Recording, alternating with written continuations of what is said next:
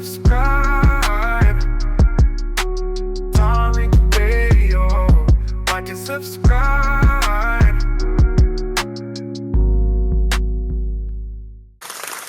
All right, we're in the building, family. Oh, yes, we are. We are building, and a round of applause to you, ladies and gentlemen. Thank everybody for tuning in.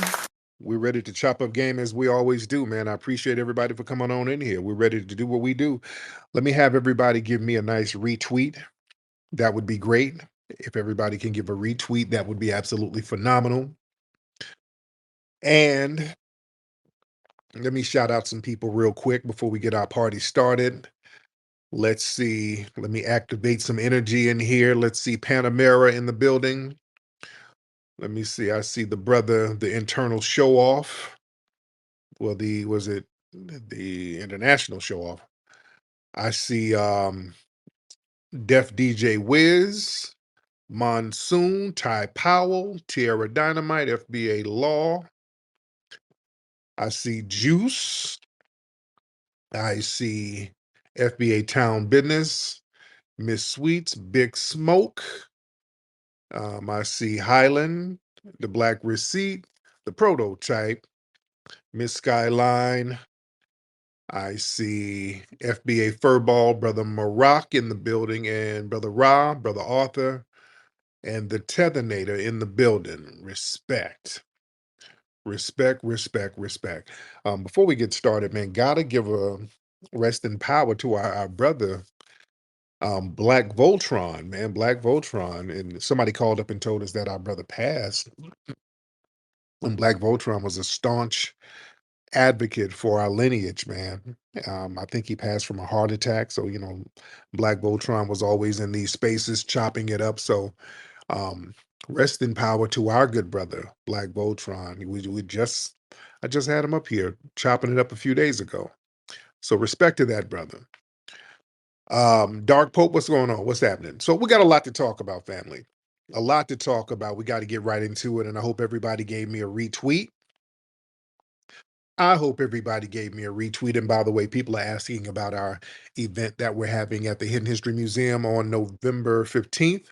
We're still getting everything together, getting everybody lined up, and we'll let you guys know when the tickets go on sale for that, possibly early next week. I wanted to put them on sale Friday, but we're still getting everything together. So it'll probably go on sale next week. So I'll keep you guys posted. But it's going to be a nice bash like we had last week. What I'm going to talk about, man, where my New Yorkers? Old girl, the state attorney, Letitia James. Well, they done indicted her. I said that was going to happen. I said they were in the process of indicting her, and it went on. It happened. Oh, they indicted her for like fraud. They cooked up some charges. It's the charges are bogus. The charges, I think the charges are bogus, but if you notice, a lot of people, a lot of the Black community ain't really stepping up and stomping down. A lot of people are just kind of twiddling their thumbs about what's happening. And a lot of people saw that, Trump was going to get his lick back with her and put a charge on her because she was putting a lot of charges on Trump. The Democrats had her as their stomping horse, doing the dirty work for them, going after Trump for the DNC. And now there is a blowback, and she's getting hemmed up. Now, why are people in the community, why are Black people not really stomping down like that? How come the Black community is not making a lot of noise about it? If you notice, there's not a lot of outrage from the Black community. And you know why? Because see, there's selective advocacy. See, Letitia James was very vocal for immigrants, but very silent on foundational Black American issues. She always showed up in public defense of immigrants, asylum seekers, and the non-citizen populations, but she has remained very silent and even dismissive when it came to issues that impacted foundational Black Americans, like reparations, anti-Black hate crime bills. She was stomping down for the Asian hate crimes. Uh, but she didn't really stomp down for us like that. So people are kind of like, hey, you handle your business. She wasn't supporting reparations like that, no lineage-based justice. She had opportunities to really stomp down and support lineage-based reparations. She could have done that. But well, she aligned herself with Democrat multiculturalism. And they use blackness for visibility, but they exclude foundational Black Americans when it's time to distribute justice and resources. And that's the problem. And has she really stood with grassroots movements for the Black community? See, when all these other leaders, they spoken up against mass incarceration, police brutality, economic displacement of Black families in New York, she's been pretty much quiet about a lot of stuff. She sides with the corporate and the state interest. So we don't forget that stuff. So she's seen as a symbol of the Democrat bait and switch. See, she represents a larger and a broader frustration with the Democrat establishment, where they use Black faces to front these policies that benefit all these other groups. So it's her tenure just seems very symbolic. You put Black faces in high places, and we just ain't we ain't invested in that no more. We're not invested in that. Her loyalty lies with immigrants, LGBTQ causes, elite donors. So her Blackness ain't really done nothing for us. Yeah. And listen, those respectability politics, man, it backfire. It backfires without real community roots. See, Letitia James, she played this role of the respectable professional Negro, okay, within the elite circles. But you keep a safe distance from the controversial grassroots movement of leaders and influencers. So when the attacks start coming from the white supremacist power structure, that same community you distance yourself from, it ain't coming to your defense now. So the lesson is, if you abandon your base for that elite approval, don't expect your base to carry you when those same elites turn on you. And yeah, Trump is getting his lick back. Let's be real. I mean, y'all know the stuff she did, or the Democrats had her do to Trump. Letitia James, she filed that like a $250 million civil fraud suit against Trump and his children. Remember that? And against the Trump organization. She accused them of inflating the value of their assets and kind of skimming the insurance companies. Yeah. So they were trying to bar Trump and his family from doing real estate business in New York and try to strip his organization from their business certificates. And also, what she did, she launched a 3-year investigation into Trump's organization. Even before the lawsuit, she had a long investigation going into their financial dealings, going into their bank records, their insurance documents, and she did a deposition. Remember, she did a deposition. She forced Trump to have to sit down and do a damn tape deposition, which that was humiliating. That was the purpose, was to humiliate him. And she was trying to really ban Trump from doing business in New York. She was telling the court a part of her civil suit was to permanently bar Trump and his kids and his companies from serving as officers or directors in any of their New York-based businesses. So she was going for the gusto on behalf of the Democrats. And the thing is, man, when you swing, you better not miss. And they missed because his ass got back in power. Oh, that's why they were really desperate. They were so desperate for us to get out there and stomp for them. That's why they were so desperate. They needed us to get out there and stomp for the Democrats because they knew all that shit they were doing against Trump. If he got back in power, he was going to get his lick back. And see, that's why the Democrats, they put the sisters out there to do the dirty work. Yeah, they put the sisters out there. See, they use black women as political shields. The Democrats, they understand that a black woman's presence in a position of attacking authority, that kind of creates political insulation. See, when you get a sister to move against somebody like Trump, any criticism of her can be easily framed as racism or sexism. So I want y'all to understand why they get sisters to do this. So anytime Trump said something about Letitia James, oh, he's being racist, which some of the shit was. All he was talking that low IQ stuff. So they knew what they were doing. They knew they had to get a sister to do it. Quote, and I say sister with damn quotes. So, that provided a real convenient buffer for the white liberal leadership. So they can sit behind the scenes while she absorbs all the frontline fire. And they understand that the optics of strength that plays well with the Democrat base. See, the Democrats, they learned that the image of black women checking a powerful white man, that energizes part of the base. See, that projects the illusion of moral authority and strong black woman empowerment and all that stuff. It's symbolism. And they're trying to sell that symbolism to get the black voter base riled up, even if there's very little real empowerment behind it. So they use that strong black woman trope. That's a political tool. They weaponize that, the fearless black woman going up against the powerful elite. And it makes the Democrats do that. It makes their strategy look progressive. Look at the black women fighting for justice. In reality, these women they're placed in high risk positions with little structural support, especially when the backlash hits. Yeah. So they're political sacrifices by design.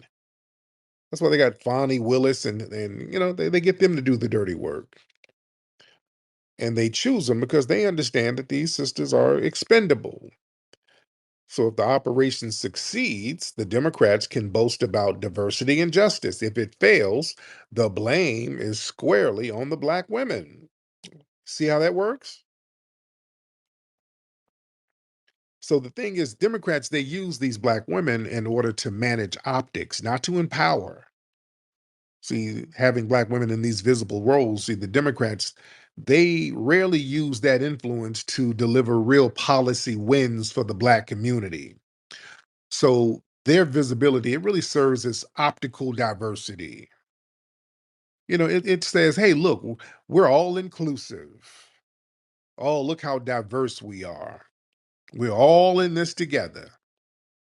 And nothing more. And then you Trojan horse all of these other people in to get all the benefits. And they use these sisters basically, they'll use the Letitia James and the Fonnie Willises and people like that to deflect criticism from the white liberal elites. So having black women lead attacks on these Republicans, that allow the Democrats to basically avoid appearing as the direct aggressors. See, that redirects the tension away from the liberal white power structure. So when Trump or the white right wing media starts lashing out, the fire is going to hit a black face. Not the white donors, not the white consultants, not the white party heads who orchestrated it. It's going to go at Fonnie. It's going to go at Letitia James. They're going to start going after the Jasmine Crockett's. They put them black women on the front line to act a fool for the DNC so they can get all the blowback. You see? And so it's really a lose-lose situation for the women themselves. Like I said, if they succeed, if they were to really get Trump locked up or mess up his businesses, the DNC is going to take credit for it. They would take credit for it. They were like, "Yep, we enforce the rule of law." Now, if these sisters face retaliation and they become scapegoats, they start getting vilified by the conservatives. Oh, the liberals start abandoning them. They get abandoned, which is what we're seeing now. Because have you noticed with Letitia James sitting up here doing all that stuff against Trump, now that the charges have been put on her, you don't see a lot of white liberals jumping out the window. We the black community ain't doing nothing. You don't see the white community doing nothing. They're not like, oh, this is wrong. We've got to go against Trump and stuff. They're not doing that. Notice it?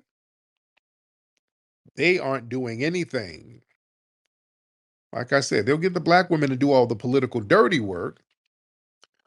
You understand?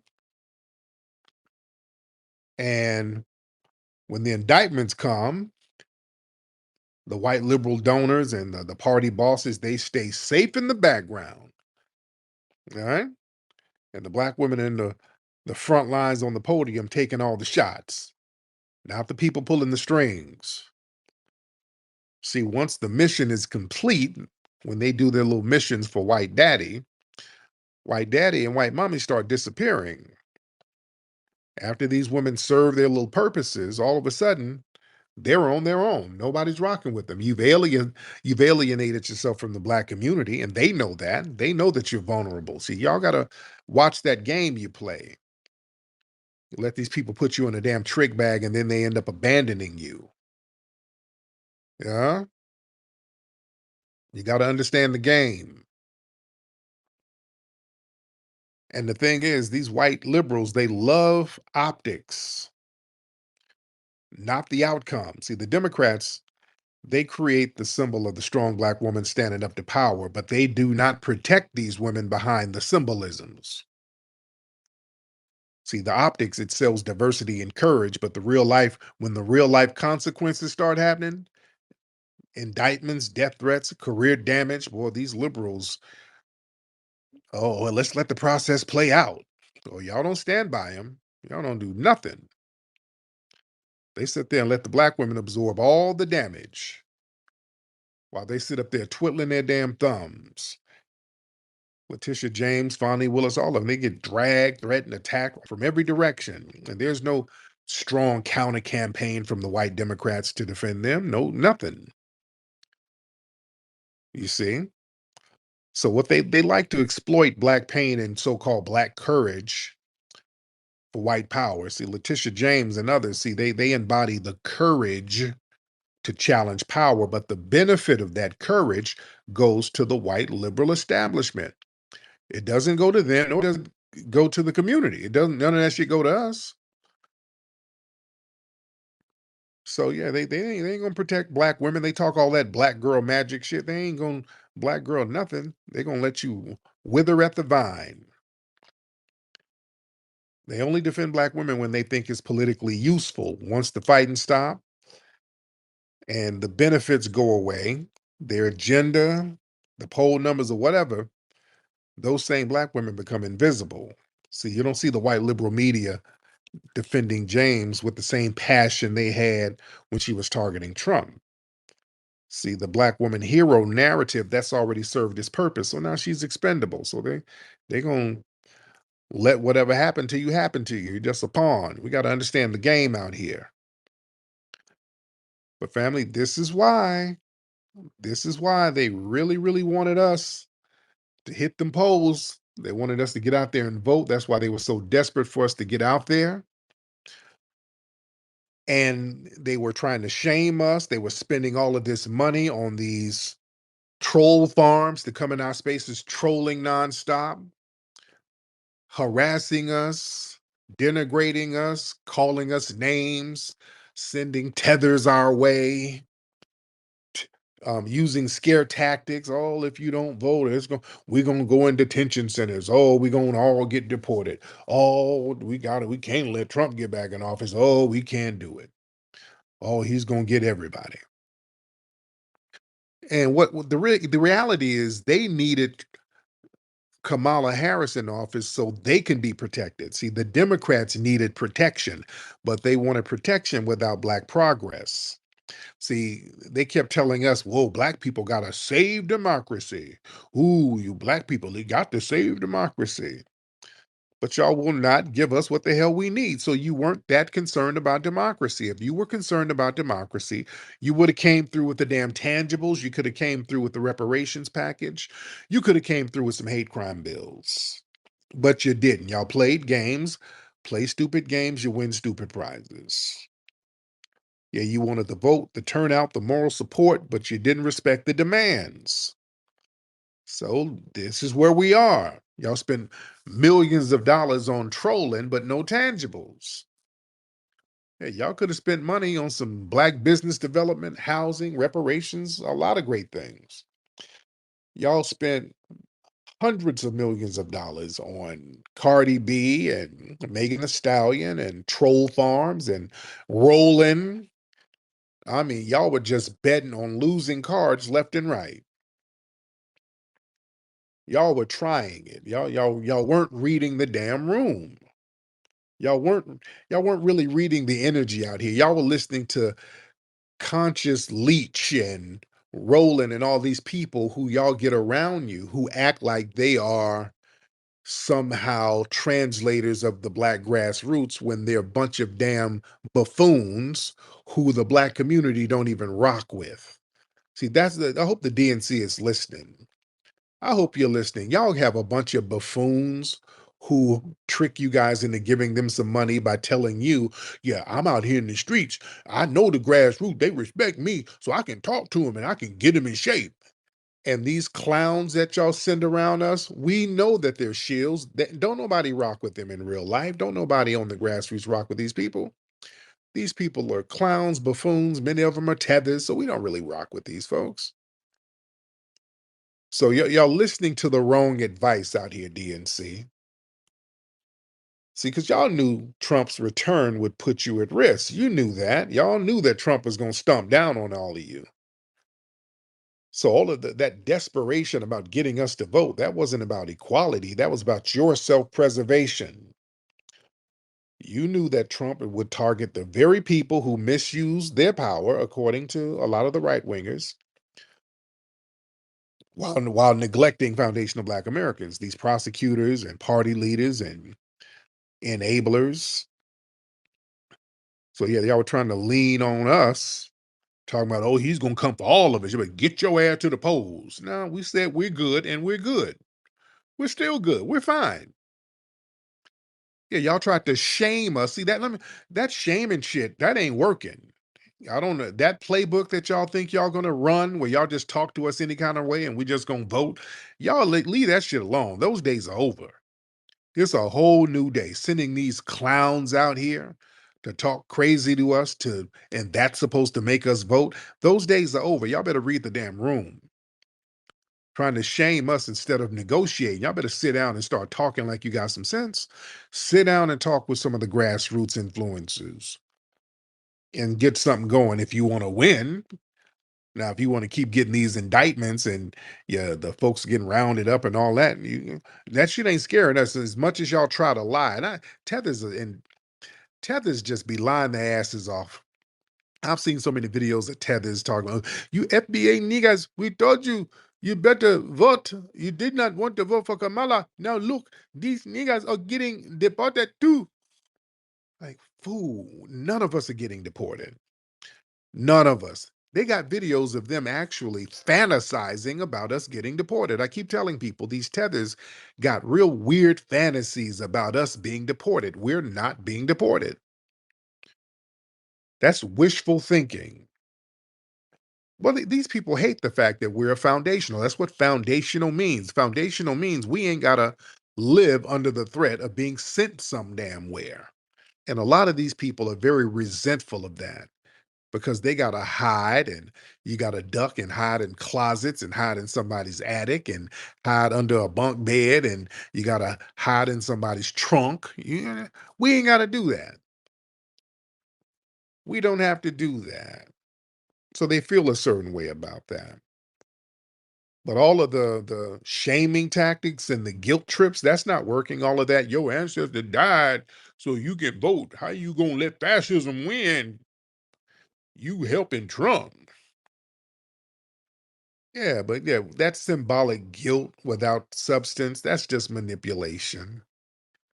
So yeah, y'all want to weaponize black trauma instead of respecting black agency.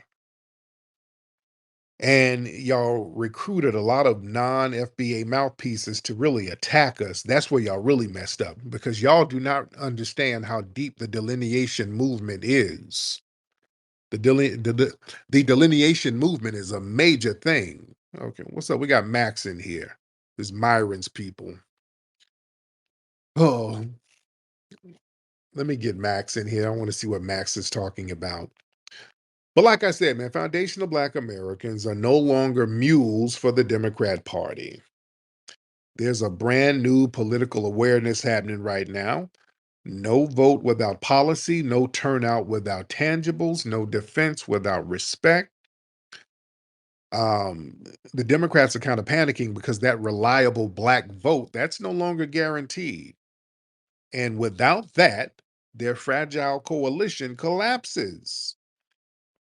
And they're realizing too late that if you betray the people who carried you, they're not going to carry you next time. And they're learning the hard way now. Now they're being carried out in handcuffs. You're under fire and you want FBA loyalty. No.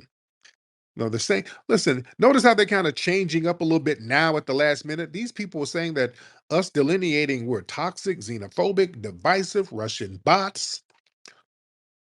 They were saying all that stuff. Now, boy, they didn't change it up a little bit. And so, Lon, niggas, we're all in this together. We're shout out to FBAs. A little bit too late now. So y'all better get some act right. Mr. Max. Mr. Max, hop on in, Mr. Max. Max, do because you're on here begging out for reparations and handouts. yep. And I want you to have an honest job. I really do. So, Just like your family came over here begging for handouts and money generated from my family, right? no, my family didn't accept welfare ever in their life. My family actually worked. My dad had 3 jobs. We ain't decided. Sir, Jim Crow was welfare. Yeah, you came over here because there were benefits. My There dad were came here. benefits and privileges for white people that were unearned. That's why you came over, sir. But it's okay. White people built this You country. They did. gave you all the inventions in this country. So let's Like what? Name them. Name it. airplanes, cars, radio. Yeah, hold on. And I've addressed that before. There was a Black man who had a patent for an aircraft before the Wright brothers. Cars, you had the Patterson brothers whose cars were better than Henry Ford's. And speaking of Henry Ford, his cars became more sustainable because of a Black man, George Washington Carver. Okay, you're too easy, but go ahead. Go ahead. Go ahead. Just go ahead. Just debunk I it. mean, I expect a little bit more out of a man. Women mute. Tariq, you're a man. You're Yeah, supposed to be the leader. and women be quiet when a man is talking sometimes. And sometimes bitches babble. And well, no, no. Bitches babble, and you babbling like a bitch. So I mean, you definitely so I doing that. have to shut you up because you become a babbling bitch, sir, and I can't have that. We can't have a man. All right, What's on your mind? listen, What's on Tariq. your mind? I'm trying to make a deal with you where you don't have to beg for money. You can actually work for it. Right. So I'm in charge of basically giving out contracts for a platform called Party. Go ahead. I don't need. There's a double mute. I don't have you muted. Yeah, I don't have you muted, sir. It's a double mute. So try to unmute yourself. It does that sometimes. I don't have you muted. But go ahead, man. So, like I was saying, man, I want you to earn money, not beg for it. So, I would like to give you a streaming contract for like about 3 4 months. See if you can actually get some numbers, and then the second contract you'll get a much fatter check. But I'm more than willing to negotiate with you. See if we can come to a reasonable conclusion. Because last I checked, I think you are a capitalist. I'm not sure, but whatever you are, you're actually good at talking because you're an 11 life path in numerology. But I'll give you that. And we're in the new age under Trump where people are having more free speech. People can say what they want. Even your FBA garbage is accepted now. So I want to give you a platform when you actually can talk to the people.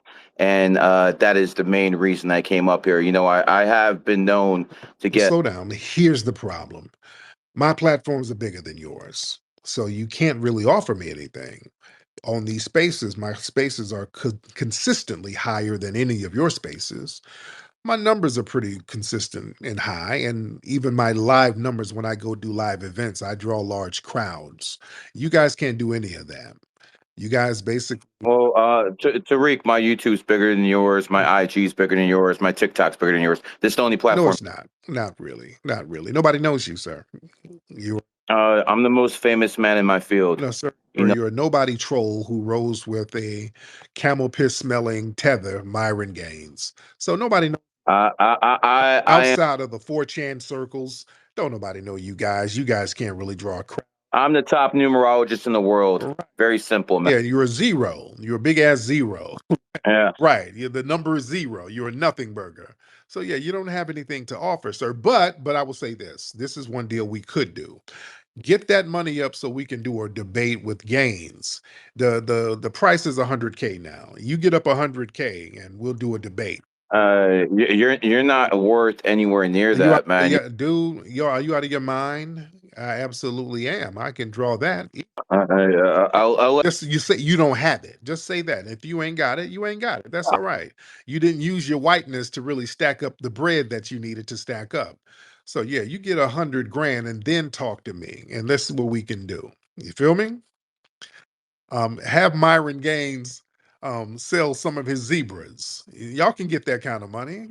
only way you getting 100K is you bending over, bro. Oh, You ain't getting no, it. no, no, no. I'm gonna bend over your mama, and I can't get 100K out of that alabaster cooch. I can get about $3, $4, but y'all better get that weight up and not. Keep bending over these FBA losers who want handouts, No, no, man. Keep. no, no, no, no. The only loser is you, funky white supremacists who stay in our spaces whining because your birth rates are dying off.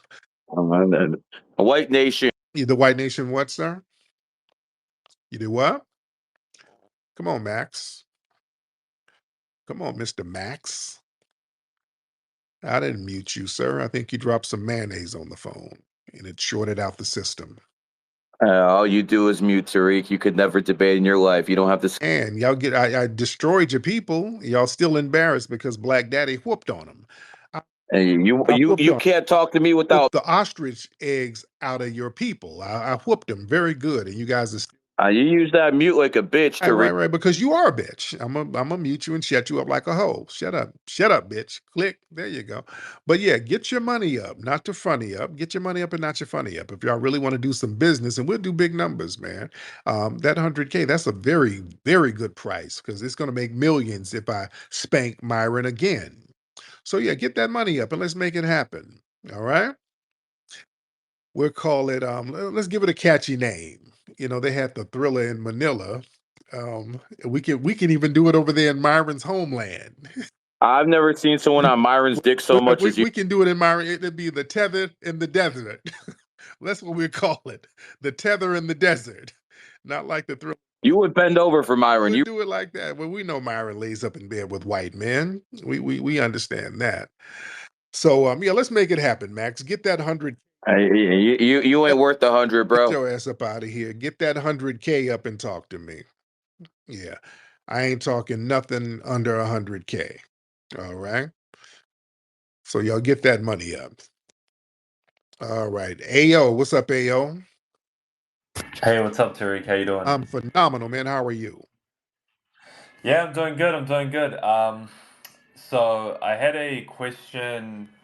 Okay, this is more of a off-topic question, but you said R. Kelly is the GOAT for R&B. Did you say that? Yeah, he's one of the best. Yeah.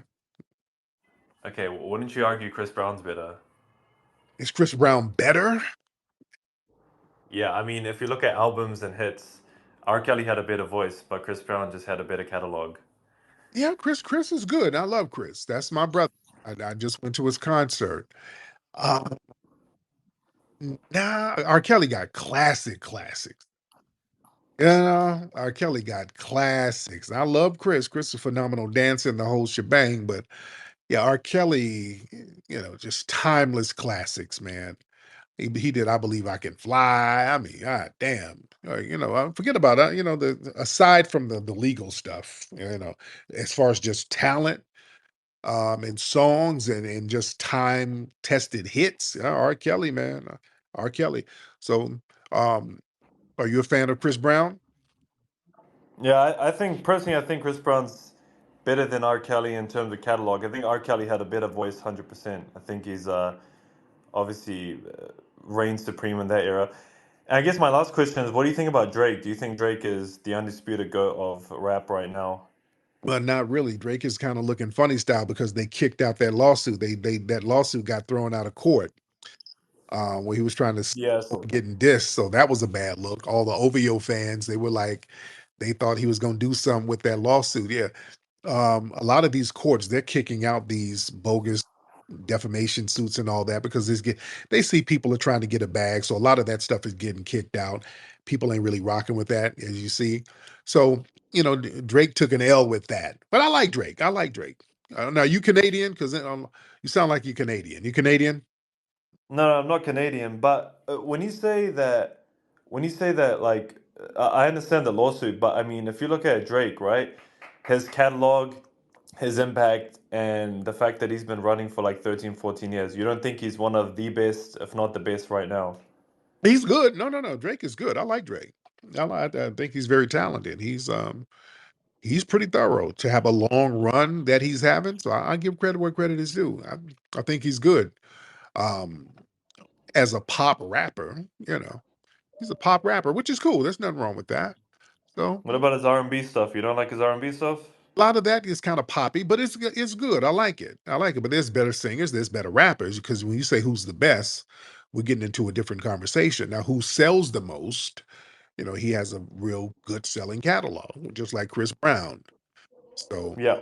you know, Yeah, last thing is what do you think about the Canadian Toronto hip hop scene? Do you think it's better than some of the scenes in the US? I'm talking Tory Lanez, The Weeknd, Party Next Door. What do you think? they're more of a R&B type of thing. Yeah, that's more R&B, which is cool. So they're basically doing their rendition of our R&B. It's cool. I think some of them are down. The Weeknd, I don't know. I'm not a big Weeknd fan. I'm not a real big fan of the Weeknd. I don't know something. Yeah, I've he's a bit too poppy. I'd say a Party Next Door kind of like hits the same sound as what a lot of the R&B guys go for in the US. yeah. Um, yeah, Party Next Door is really good. And I noticed that every single female R&B artist sounds exactly like Chris Brown, like Kelani, all of these guys. Have you noticed that as well? I don't really listen to a lot of them, so I wouldn't know. But anyway, but Fair enough. thank you. All right, we got Stanky Stacy in here. Stacy, how are you? I won't even call you Stanky Stacy. I'm gonna show you a little respect tonight. Just Miss Stacy. Oh my goodness, you're gonna show me some respect Yes, I am. I'm tonight. not gonna even call you Stanky Stacy. You just Oh, how are you, Stacy? I love Yes, that. indeed. I want to elevate you. I'm not gonna call you Thank you, this. baby. Thank Now, how you. you I'm doing wonderful tonight. I'm doing great. I've been doing great. okay? What you been up Um, to, dear? I honestly, I'm embarrassed to tell you this, but I just got my driver's license back. God damn. Yeah, you, whatever. Like I lost my driver's license because I was drinking and driving, but I just got it back. I'm driving. I just bought a brand new Audi 5000 and I'm doing good Oh, now. that's good. That's good. And I'm looking at some of your new pictures. Look like you got your little makeover. Oh, okay. Thank you. What's going on? What'd you do to yourself? I just been loving myself. That's it. That's good. There it is. There it is. So, what else has been happening out there? Not a whole lot. Honestly, just making money as I do. Okay. And I am looking for a regular job. Will that make you happy? No, no, whatever. I'm not judgmental, ma'am. I'm not judgmental. What? I am looking for a regular job, but I've been doing this for a long time and it's been plentiful. Okay. You trying to get out the game? A little bit, Yeah, yeah. I'm getting old in this shit. I can't do it that's forever. right. That's right. You can't be you oldie fans. You I, can't oldie fans. You be doing oldie fans. You don't want to do old.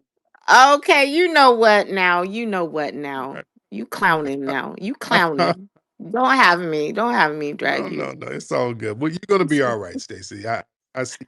I love you. I love you. I really Yes, do. And yeah, I'm doing good though. I'm I doing love to good. hear that. Keep it going, dear. Keep it going. I'm no longer mine. musty.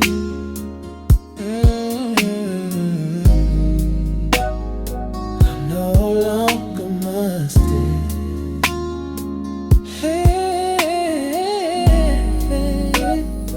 I'm no longer musty.